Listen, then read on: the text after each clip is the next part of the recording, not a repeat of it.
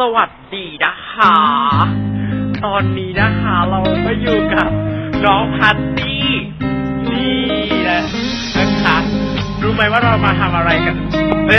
เราอยู่ที่ไหนเราอยู่ที่เวโรนาฟาร์มค่ะนะคะเราไม่ได้มาสร้างนะคะเราแบบเห็นไหมคะสวยค่ะสวยนะคะอุ้ยเขินจัง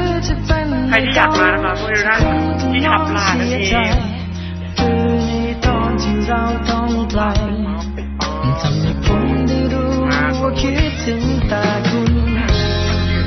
และในตอนนี้ในเวลานี้ไม่น่ากลัวหรอกเอาเหล็กมาใส่บ้านให้ดวงดาวดังไฟ